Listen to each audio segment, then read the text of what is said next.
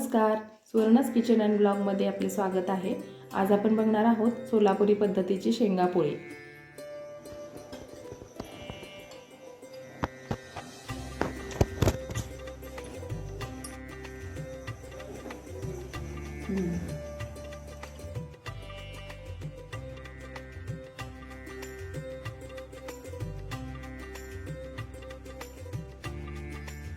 तर त्याच्यासाठी साहित्य आहे, एक मोठी वाटी शेंगदाणे घेतलेत कच्चे, मी भाजून घ्यायचे ते आपण।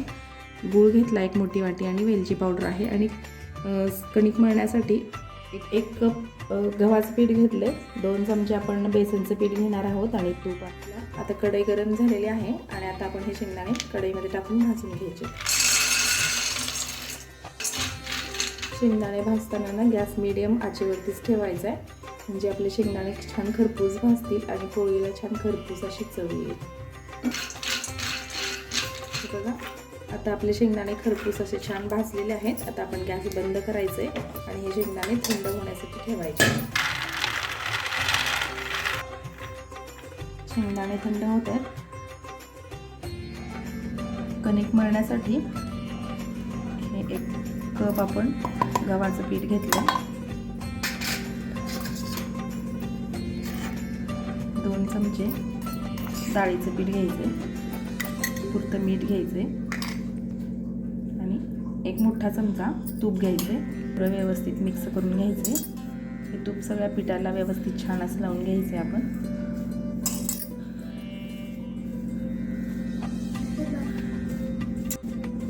हे बघा, आपलं तूप हे सगळ्या पिठाला व्यवस्थित छान लागलेलं आहे। हे बघा, तुम्ही बघू शकताय, अशा पद्धतीने मुटका केला तर एकसारखा होतोय, असा गोळा होतोय एकसारखा। आणि आता ह्याच्यामध्ये ना थोडं थोडं पाणी घालत आपण हे पीठ घट्ट मळून घ्यायचे।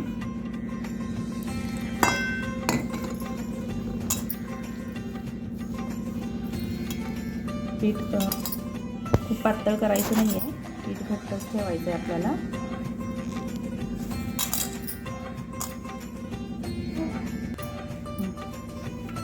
हे बघा, आपली कणिक मळून झालेली आहे आणि अशा प्रकारे घट्ट ठेवायचे कणिक। तुम्हाला लक्षात येत असेल, हे बघा, अशा प्रकारे कणिक ठेवायचे आणि ह्याला आपण एक 10 मिनिटांसाठी झाकून ठेवायचे। आणि आता इकडे आपले शेंगदाणे थंड झालेले आहेत, ते आपण मिक्सरच्या भांड्यामध्ये घ्यायचे आणि बारीक करायचे। खूप बारीक करायचे नाही आहे, मीडियम असे थोडेसे जाडसर ठेवायचे। हे बघा, आपले शेंगदाणे असे मोठे मोठे बारीक झालेले आहेत, खूप बारीक करायचे नाही आहे।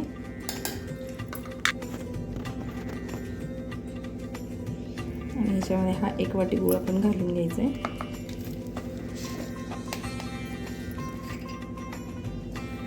एक छोटा चमचा वेलची पावडर घालायची, थोडंसं जायफळ खिसून घालायचे। तुम्हाला जायफळ आवडत नसेल तर तुम्ही स्किप करू शकता, पण जायफळमुळे ना पोळीला खूप छान चव येते, त्यामुळे तुम्ही एकदा जरूर ट्राय करून बघा। आणि आता हे छान व्यवस्थित बारीक करून घ्यायचं। आणि हे बघा, आपलं परफेक्ट मिश्रण तयार आहे। पल्स मोडवरती करत राहायचं आपल्याला। तर असं हे बघा, हे असं टेक्स्चर येतं छान, खूप बारीक केलेलं नाही आहे, थोडंसं मीडियम साईज ठेवलेलं आहे। आणि हे एका ताटामध्ये काढायचं आणि ह्याच्या आता पोळ्या करायच्या आहेत। आणि तुम्हाला जर ह्याच्या सगळ्या पोळ्या करायच्या नसतील ना, तर हे तुम्ही डब्यामध्ये पॅक करून ठेवू शकता स्टीलच्या। ते 1 महिनाभर, 1 महिना, 1.5 महिना, 2 महिनासुद्धा हे टिकतं। आणि जर तुम्हाला नसेल ठेवायचं तर ह्याचे तुम्ही लाडूसुद्धा करून खाऊ शकता। हे बघा, अशा प्रकारे लाडूसुद्धा तयार होतात,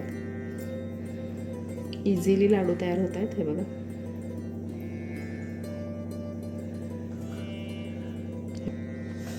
तर चला आपण पोळ्या करून घेऊया आता। हे बघा, 10 मिनिटांनंतर आपली कणिक छान अशी भिजलेली आहे आणि खूप घट्ट पण केलेली नव्हती, त्यामुळे पण छान भिजली आहे कणिक आपली। आणि आता आपण ह्याचे छोटा लिंबा एवढे गोळे करून घ्यायचे। हे बघा, हाताला अजिबात चिटकत नाही आहे तूप घातल्यामुळे। आणि ह्याची छान अशी पारी करून घ्यायची पिठामध्ये बुडवून। बघा, मध्ये थोडीशी जाड ठेवायची आणि साईडनी पातळ करायचे आणि अशी गोल फिरवत पारी करायची आपल्याला. बघा अशा पद्धतीने. आणि आता याच्यामध्ये आपण हे जे शेंगदाण्याचं सारण केलं होतं ना आपण, ते असं दाबून भरपूर भरून घ्यायचे.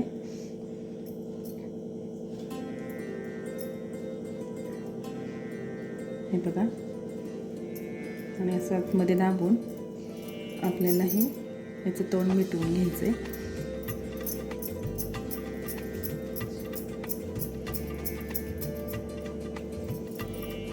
मी राहिलेले जे आहे ते दुमडून घ्यायचे आणि परत गोल एकसारखा गोल करून घ्यायचा आहे व्यवस्थित. आणि त्याला छान असा थोडासा आकार द्यायचा आहे, म्हणजे आतमधलं जे आपलं सारण आहे ना ते सगळ्या साईडनी पसरेल.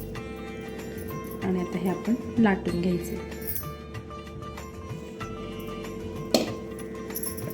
आणि थोडंसं असं दाबून घ्यायचं, म्हणजे थोडंसं अजून छान पसरेल आणि आपली पोळी छान होईल. आणि पोळी लाटताना ना पातळच पोळी लाटायची, जाड ठेवायची नाही आहे, म्हणजे छान खुटखुटीत आपली पोळी होईल.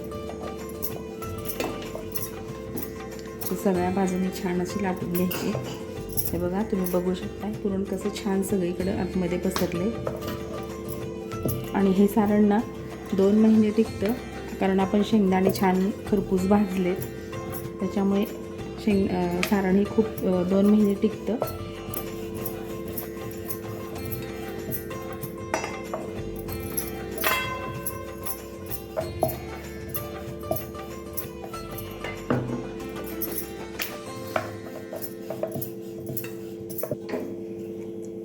सगळ्या बाजूला लाटली बघा छान अशी. आणि आता आपला तवा पण गरम झाला आहे, पण तव्यावरती टाकूया.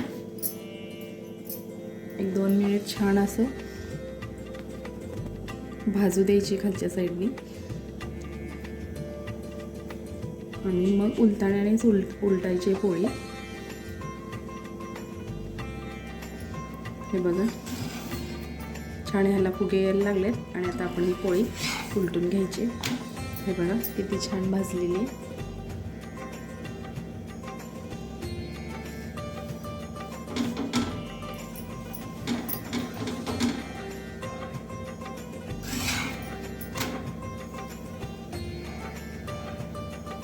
ही पोळी फुगत नसते,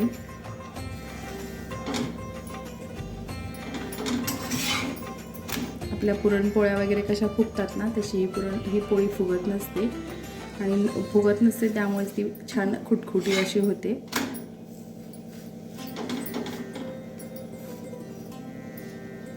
छान अशी सगळ्या बाजूनी भाजून घ्यायची.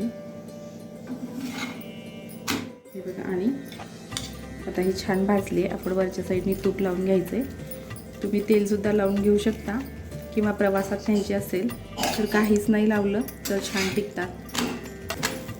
हे बघा छान ही पोळी, मस्त अशी पोळी आपली भाजलेली आहे. आपण अजून एक पोळी करून घेऊया. दुसरी पण पोळी आपण अशीच भाजून घ्यायची, छान अशी खरपूस दोन्ही साईडनी. छान असं तूप लावून घेतलंय दोन्ही साईडनी.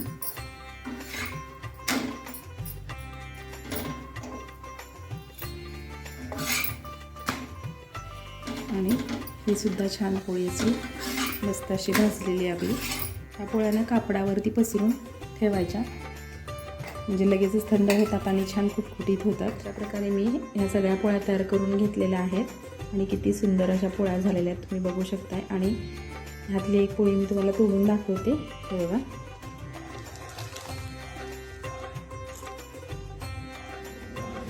हे बघा कशी खुटखुटीत आणि खुसखुशीत झालेली आहे. आणि अशा पद्धतीने सोलापूरची फेमस शेंगापोळी तयार आहे आणि छान टिकतात. आणि ह्या सगळ्या टिप्स वापरून तुम्ही अशा पोळ्या नक्की करून बघा. रेसिपी आवडली असेल तर चॅनलला लाईक, शेअर, सबस्क्राईब करा. श्री शिवाय नमस्तुभ्यम.